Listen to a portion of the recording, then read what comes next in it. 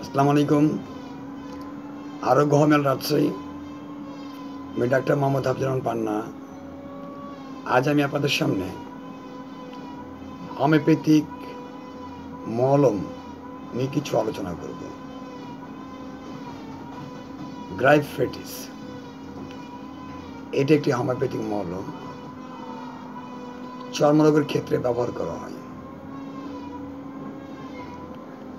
বিশেষ করে যেসব রোগীর চর্মরোগ, তাদের ক্ষেত্রে একমাত্র গ্রাইফেটিস মলমটি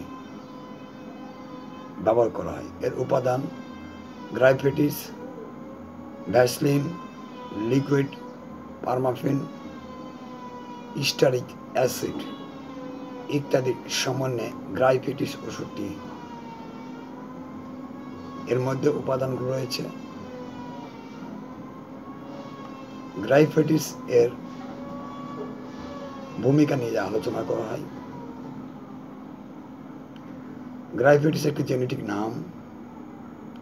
এটি হোমিওপ্যাথিক অয়েন্টমেন্ট বা মলম বলা হয়, যা যে কোনো প্রকার চর্মরোগে অত্যন্ত কার্যকরী একটি ওষুধ। গ্রাইফেটিস এটি হোমিওপ্যাথিক ফার্মাকোপেঞ্জে প্রস্তুত করা হয়েছে।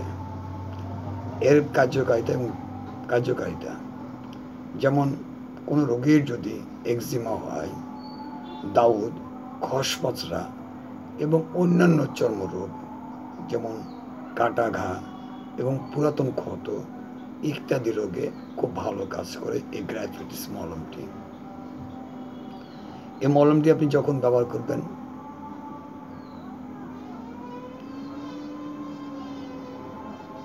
এটি খাবার না, এটি শুধু ব্যবহারের জন্য, বাইক ব্যবহারের জন্য।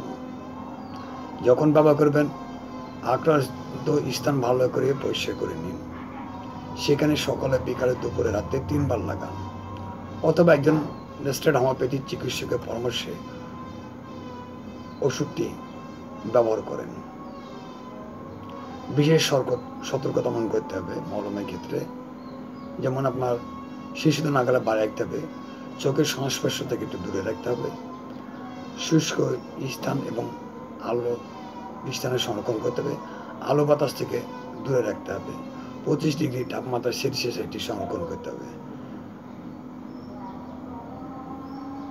গ্রাইফেটিস মলম ব্যবহার কোনো পার্শ্ব প্রতিক্রিয়া নেই।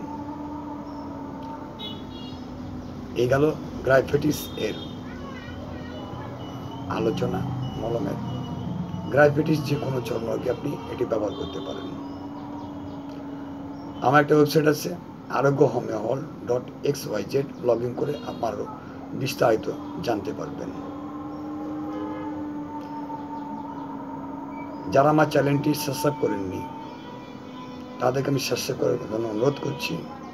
আমার এই চ্যানেলটি কে কোন জেলা থেকে দেখছেন, লাইক কমেন্ট করে জানিয়ে দিন।